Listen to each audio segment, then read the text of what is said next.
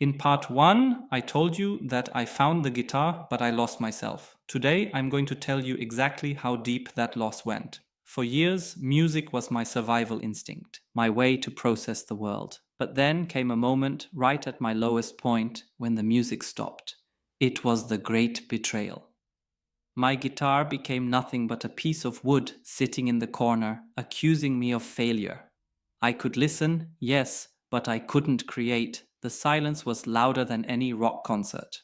This is the story of my deepest low, when even my greatest refuge, the music, couldn't save me anymore.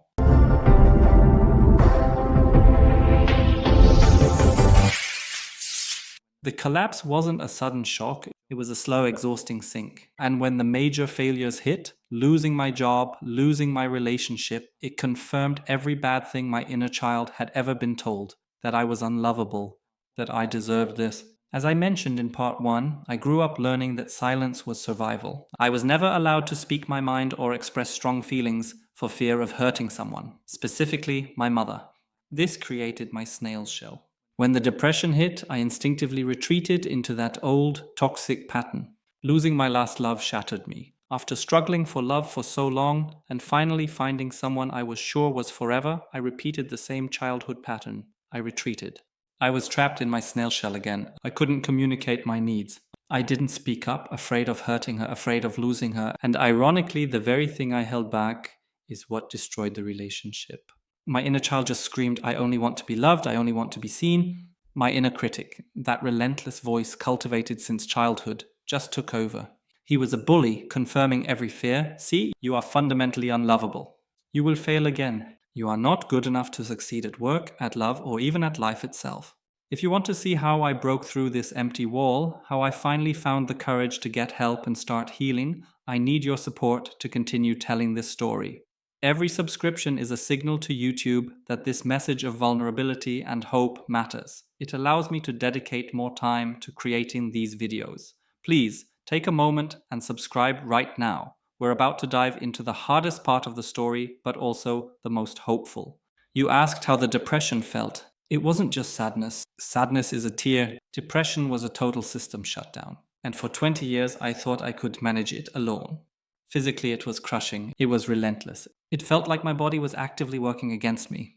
The exhaustion wasn't normal tiredness. It was a constant chronic fatigue. There was no energy, no drive, even though the motivation was there in my head. I wanted to achieve things, but my body felt like it was encased in lead. My sleep was erratic. I would wake up every night at the same hour, and the inner judge, that critical voice, would start its loud, unrelenting trial in my mind. He'd throw every failure at me. You are wasting your life. You could be so much better. You are a failure to your potential. It prevented me from resting, trapped me in a cycle of overwhelming thoughts. The worst was the physical manifestation of the mental pain, a constant crippling knot in my stomach. It was the concentration of all my grief, all my anxiety, squeezing everything down. It felt like a lid clamped down on a boiling pot, full of pressure but unable to release. This tension led to the numbness. Sadness pulls you down, but at least you know you are alive. Numbness takes away all hope. It made my mind empty, but in a menacing way. I couldn't concentrate on anything, and I couldn't even recall my childhood memories because they were too painful to access. In that state, the social anxiety, the fear of rejection, the fear of being seen as broken became paralyzing. I pulled back. I was physically present but emotionally absent. I tried to reach out, but even with friends nearby, I felt utterly, completely alone. That void, that constant state of loneliness, was a heavy cloak. I hated food.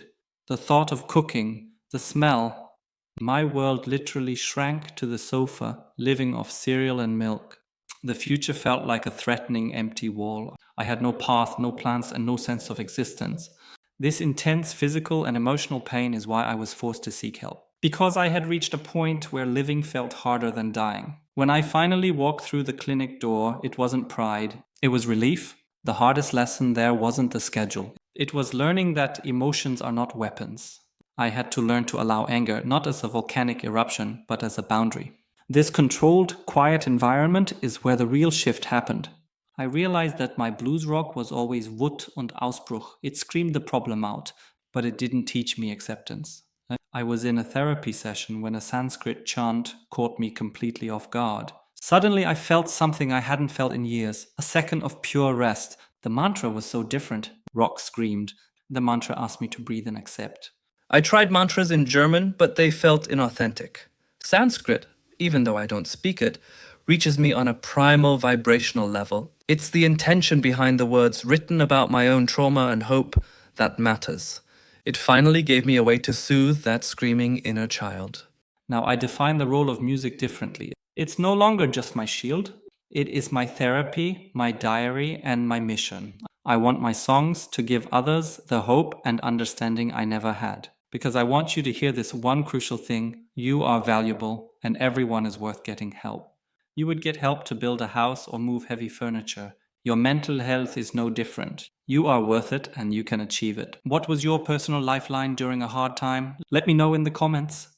This acceptance, the quiet understanding of myself, finally gave me the courage my inner critic stole for decades. It unlocked the potential to write my true story, but my self-doubt still held the pen until the artificial intelligence stepped in. How do I combine the healing silence of Sanskrit with the raw edge of my blues rock? In the next video, I'll show you the fascinating process of how my mental health journey enabled me to finally write my true story with my AI assistant by my side.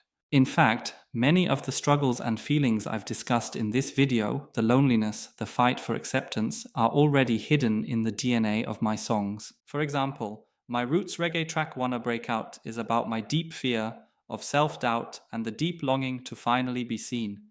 Ich fühl mich nicht echt describes that terrible feeling of not being real or belonging anywhere.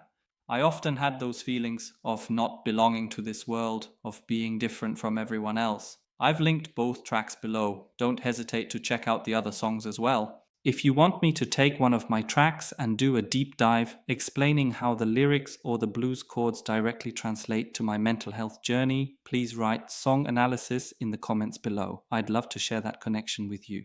Subscribe now and click here for part 3, From Hard Rock to Sanskrit Mantra, My AI Songwriting.